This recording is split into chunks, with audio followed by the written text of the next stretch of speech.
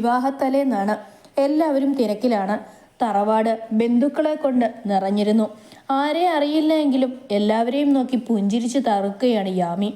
നമ്മളായിട്ട് കുറയ്ക്കുന്നത് എന്തിനെന്ന് അവളും കരുതി. നന്ദനെ വെല്ലും ഇജ്ജാതി അഭിനയം. ബ്യൂട്ടീഷ്യൻ ചേച്ചിയുടെ കലാവിരുതുകൾ നന്ദനയുടെ മുഖത്ത് തെളിഞ്ഞു കണ്ടു. നന്ദനയ്ക്ക് ഒരു കോമ്പറ്റീഷനായി നമ്മുടെ പെൺകുടികളും കൂടെയുണ്ട്. പർപ്പിൾ കളറിലെ ഡിസൈനർ ലെഹങ്കയാണ് അവളുടെ വേഷം. പെൺപടകളും അതേ നിറത്തിലെ സാറ്റിൻ ഗൗണാണ് ധരിച്ചത്. ഒരുങ്ങിയിറങ്ങിയ നന്ദുവിനെയും കൂട്ടി ദേവുവും അനുവും ക്യാമറാമാന്റെ അടുത്തേക്ക് നടന്നു. ഫോട്ടോ സെക്ഷൻ തകൃതിയായി നടക്കുന്നു. അതിനിടയിൽ ദേവനെ തപ്പി നടക്കുകയാണ് യാമി. രാവിലെ പോലും കണ്ടില്ല. എവിടെ പോയി? ഫോണിൽ വിളിച്ചിട്ട് കിട്ടാതിരുന്നതിനാലാണ് അവൾ തിരക്കി ഇറങ്ങിയത്. ആദിയോടും ജിത്തവേട്ടനോടും ചോദിച്ചപ്പോൾ കണ്ടില്ല എന്ന് പറഞ്ഞിരുന്നു.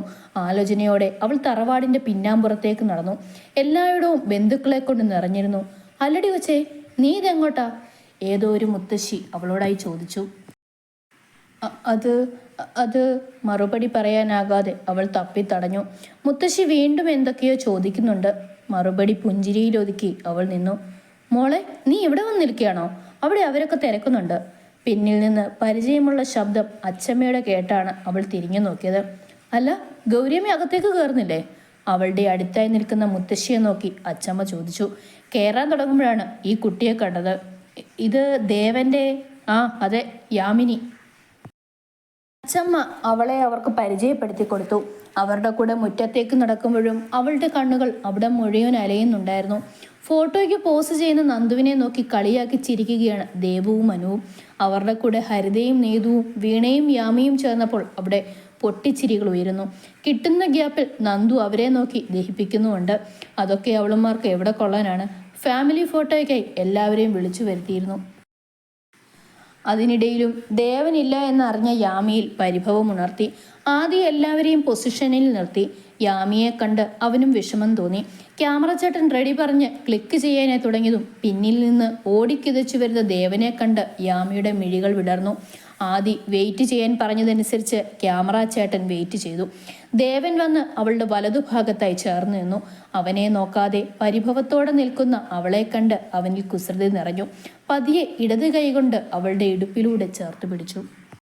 തീരെ പ്രതീക്ഷിക്കാത്ത നീക്കമായതിനാൽ യാമി ഒന്ന് ഞെട്ടി. അവനെ നോക്കി കണ്ണുരുട്ടിയെങ്കിലും ക്യാമറ ചേട്ടൻ റെഡി പറഞ്ഞതിനെ തുടർന്ന് അവൾ നേരെ നിന്നു. ഫോട്ടോ എടുത്തു കഴിഞ്ഞ് അവനെ നോക്കുക പോലും ചെയ്യാതെ അവൾ നീതുവിൻ്റെ അടുത്തേക്ക് നടന്നു. ഫോട്ടോ സെക്ഷൻ കഴിഞ്ഞപ്പോൾ തന്നെ നന്ദു തളർന്നിരുന്നു.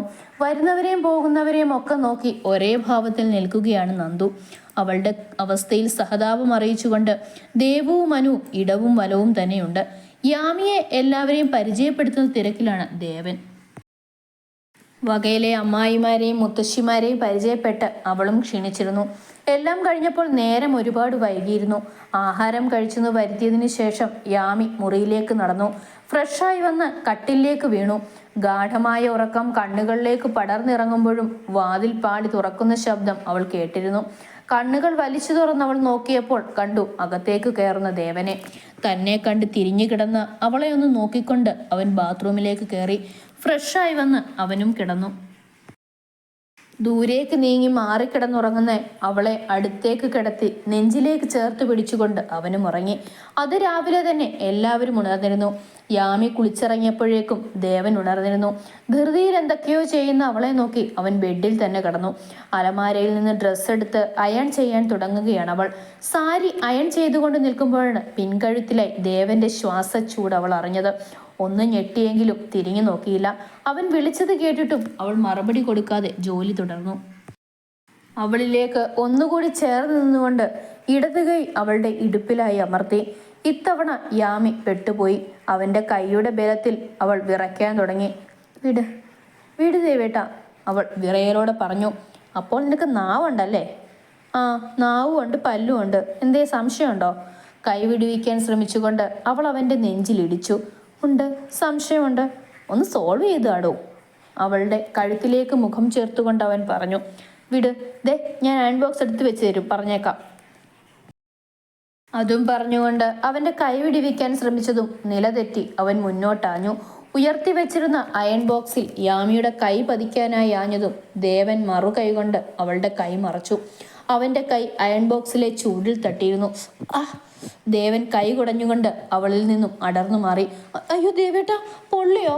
നോക്കട്ടെ. അവൾ ആധിയോടെ അവൻ്റെ കൈ പിടിച്ചു നോക്കി. അവനെയും കൊണ്ട് ബാത്റൂമിലേക്ക് നടന്നു.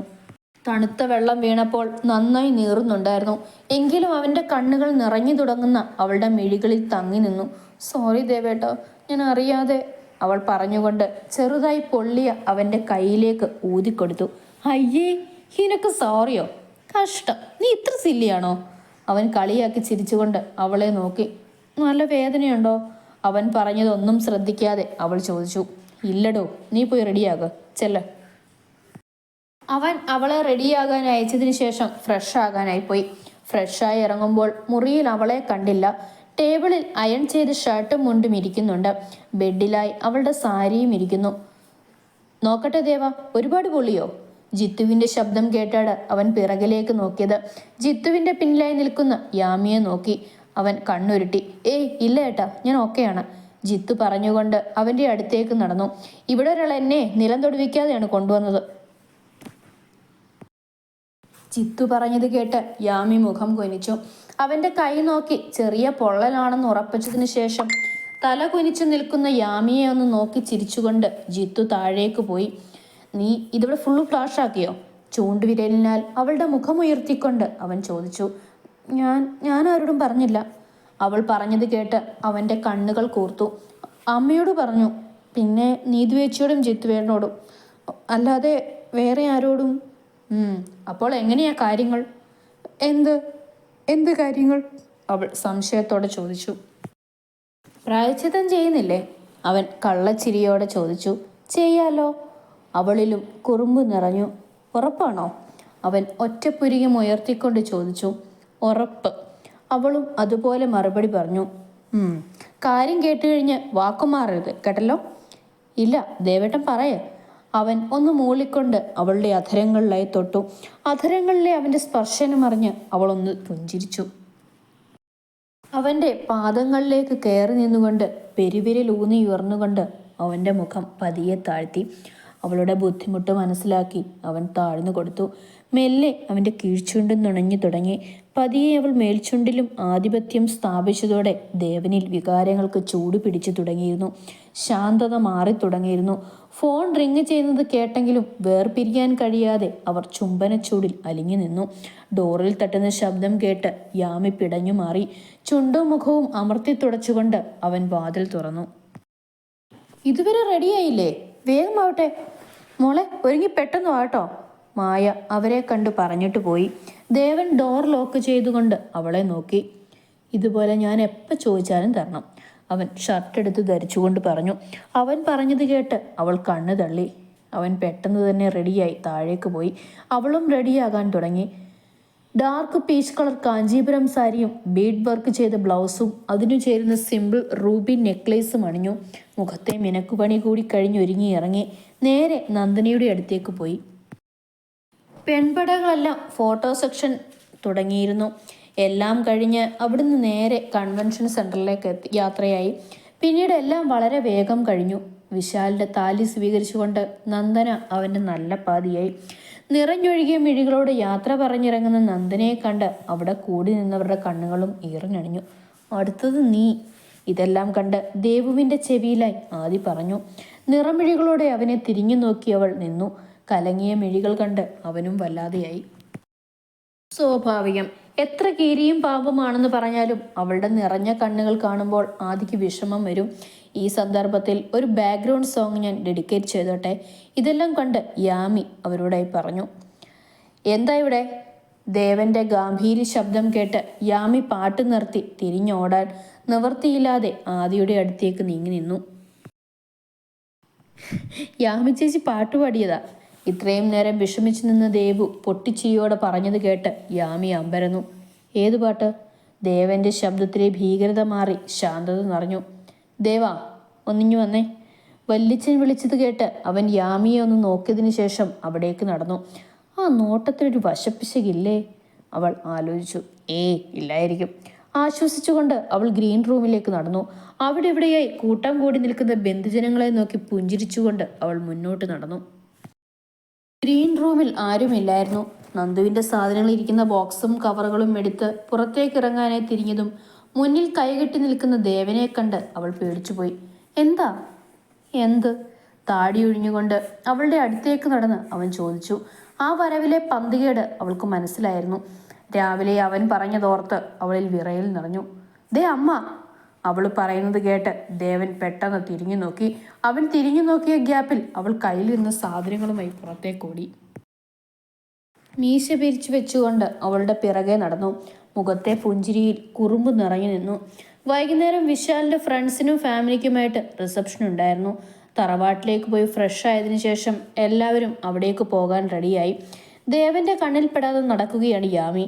ദേവൻ റെഡിയായി ഇറങ്ങി എന്ന് ഉറപ്പ് വരുത്തിയതിനു ശേഷമാണ് അവൾ റെഡിയാകാൻ റൂമിലേക്ക് പോയത്. ഡാർക്ക് ബ്ലൂ കളറിൽ ലോങ് ഗൗൺ അണിഞ്ഞു നിൽക്കുന്ന നന്ദനയെ കണ്ട് എല്ലാവരുടെയും കണ്ണുകൾ വിടർന്നു. കുറച്ചു മുന്നേ കരഞ്ഞു ചളമാക്കിയ നന്ദു തന്നെയാണോ എന്ന് വീണ യാമിയോട് സ്വകാര്യമായി ചോദിച്ചത് കേട്ട് അവൾ ചിരിയടക്കി.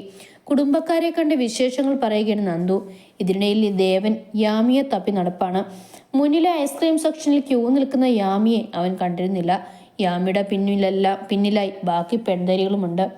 ഇത് ഇന്നെങ്ങാനും കിട്ടുമാവോ? ഹരിത സ്വയം പറഞ്ഞു. ഇതിപ്പോൾ നമുക്ക് പോലും കിട്ടുമെന്ന് തോന്നില്ല.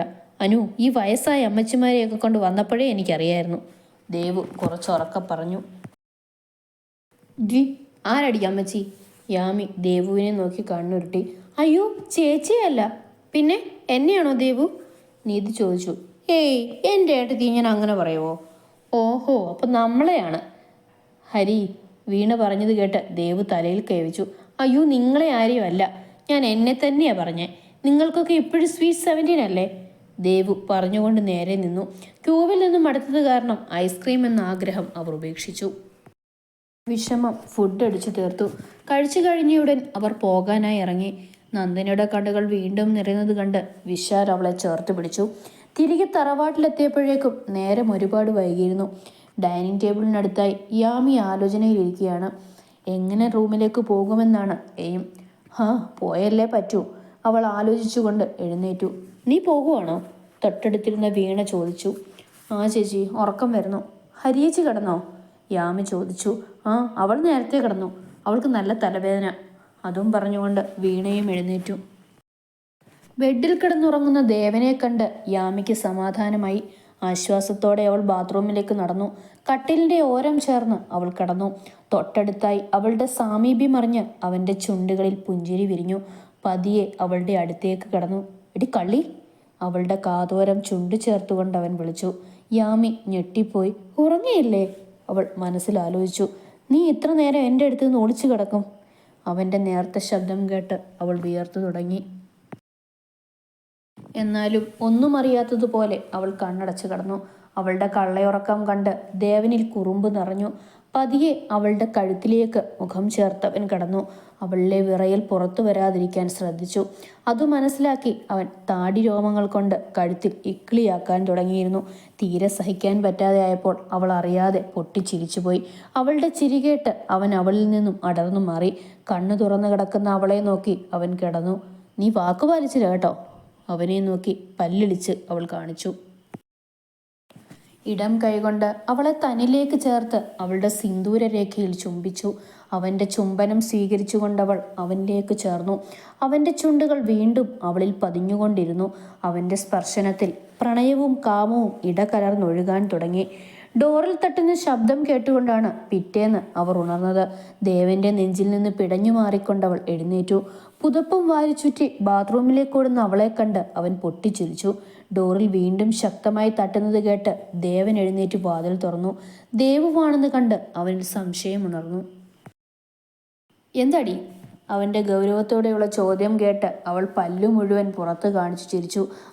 അത് യാമി ചേച്ചി, അവൾ അകത്തേക്ക് നോക്കി ചോദിച്ചു. എന്താ? ഒന്നുമില്ല. അവൻ്റെ ചോദ്യം ജയിലിൽ പതറിക്കൊണ്ട് അവൾ മറുപടി പറഞ്ഞു. ശേഷം ജീവനും കൊണ്ട് താഴേക്ക് പറന്നു. താഴെ അവളെ കാത്ത് വീണ് നിൽക്കുന്നുണ്ടായിരുന്നു. എന്തായി? യാമി എവിടെ? എൻ്റെ പൊന്നു ചേച്ചി, സിംഹമടയിലേക്കല്ലേ ഞാൻ പോയത്. സിംഹം ഡോറിനടുത്ത് നിന്ന് ഗർജിക്കുന്നത് കണ്ട് ജീവനും കൊണ്ട് ഓടിയതാൻ, ദേവു കിതപ്പടക്കിക്കൊണ്ട് പറഞ്ഞു. യാമി ചേച്ചി ഫ്രഷ് ആകുവാണെന്ന് തോന്നുന്നു. ഇപ്പോൾ വരുമായിരിക്കും, നമുക്ക് നോക്കാം. അതും പറഞ്ഞ് ദേവു വീണയുടെ കൈയും പിടിച്ച് അടുക്കളയിലേക്ക് നടന്നു. ദേവു നിന്നെ തിരക്കി വന്നിരുന്നു, മുടിയിടക്കുന്ന അവളോട് ഇപ്പം അവൻ പറഞ്ഞു. അത് കേട്ട് അവൾ ആലോചിച്ചു. ശേഷം ചാർജറിലിട്ടിരുന്ന ഫോൺ എടുത്ത് നോക്കി. അതിൽ വീണയുടെയും ദേവുവിൻ്റെയും മിസ് കോൾ കണ്ട് അവൾ വീണ്ടും ചിന്താകുലിയായി. വേഗം മുടിയുടക്കിയതിന് ശേഷം അവൾ താഴേക്ക് നടന്നു. ഉമ്മറത്ത് നിൽക്കുന്ന ദേവുവിനെ കണ്ട് അവിടേക്ക് നടന്നു. ദേവുവും അവളെ കണ്ട് അവളുടെ അടുത്തേക്ക് പോയി. എന്തു പറ്റി? യാമി ദേവുവിനോട് ചോദിച്ചു. വാ പറയാം. ദേവു അവളെ പിടിച്ചു വലിച്ചുകൊണ്ട് അകത്തേക്ക് നടന്നു. വീണയുടെ മുറിയിലേക്കാണ് അവളെ കൊണ്ടുപോയത്. അവിടെ കട്ടില്ലായിരിക്കുന്ന ഹരിത, തൊട്ടടുത്തായി വീണയുമുണ്ട്. നീതുവും ജിത്തുവും കിച്ചൂട്ടനും അന്നു രാവിലെ തിരികെ പോയിരുന്നു. യാമി, നമുക്കൊന്ന് പുറത്തു പോയിട്ട് വരാം, ഒരു സാധനം വാങ്ങിക്കാനുണ്ട്. വീണ പറഞ്ഞത് കേട്ട് അവൾ ചോദ്യഭാവത്തോടെ തന്നെ സമ്മതിച്ചു. അല്ല, എന്ത് സാധനമാ? അവൾ പുരികം ചുളിച്ചുകൊണ്ട് ചോദിച്ചു. ഹരിക്കൊരു സംശയം, അതൊന്ന് ക്ലിയർ ചെയ്യാൻ വേണ്ടി. എന്ത് സംശയം? അവൾക്ക് ഈ മന്ത് പീരീഡ്സ് ആയില്ല. പിന്നെ സിംറ്റംസ് കണ്ടിട്ട് എനിക്ക് തോന്നുന്നു. ക്ലാരിഫൈ ചെയ്തിട്ട് ഇവിടെ പറയാമെന്ന് വിചാരിച്ചു. വീണ പറഞ്ഞത് കേട്ട് യാമിയുടെ മുഖം വിടർന്നു. ആണോ എന്ന അർത്ഥത്തിൽ ഹരിതയെ നോക്കി. ഹരിത നാണത്തോടെ തലകുനിച്ചു. നമുക്കിറങ്ങാം, സമയം കളയാനില്ല. വണ്ടിയുടെ കീയും എടുത്ത് പേഴ്സും എടുത്ത് വീണ ഇറങ്ങി. പിറകെ യാമിയും നടന്നു. ഉമ്മറത്ത് നിൽക്കുന്ന ദേവനോട് കണ്ണ് കാണിച്ചുകൊണ്ട് അനുവാദം ചോദിച്ചു. അവൻ ഇരുമിഴികളും അടച്ച് സമ്മതം അറിയിച്ചത് കണ്ട് അവൾക്ക് സന്തോഷം തോന്നി. യാമിയാണ് വണ്ടി ഓടിച്ചത്. ഹരിതയുടെ നാണം നിറഞ്ഞ മുഖം യാമിയിൽ നിറഞ്ഞു നിന്നു. ആ സന്തോഷം കെടുത്തരുതേ എന്നവൾ ഉള്ളുരുകി പ്രാർത്ഥിച്ചു. അധികം വൈകാതെ തന്നെ അവർ പ്രഗ്നൻസി കിറ്റുമായി തിരികെ വന്നു. ഹരിതയെ ബാത്റൂമിലേക്ക് പറഞ്ഞയച്ചതിന് ശേഷം യാമിയും വീണയും പുറത്തു നിന്നു. കുറച്ചു സമയത്തിന് ശേഷം നിറകണ്ണുകളുമായി വരുന്ന ഹരിതയെ കണ്ട് യാമിയും വീണയും മുഖത്തോട് മുഖം നോക്കി. പോട്ടെ ചേച്ചി, സാരമില്ല, വിഷമിക്കണ്ട, യാമി ഹരിതയുടെ കയ്യിൽ പിടിച്ചുകൊണ്ട് പറഞ്ഞു. വിഷമമല്ല യാമി, സന്തോഷമാണ്. ഇത് നോക്കിയേ. ഹരിത മുന്നിലേക്ക് നീട്ടിയ പ്രഗ്നൻസി കാർഡിലെ 2 വരകൾ കണ്ട് യാമിയുടെയും വീണയുടെയും മുഖത്ത് പുഞ്ചിരി നിറഞ്ഞു. ഇനിയിപ്പോൾ എല്ലാവരോടും പറയാമല്ലോ അല്ലേ? യാമി ചോദിച്ചത് കേട്ട് ഹരിത ചിരിച്ചു.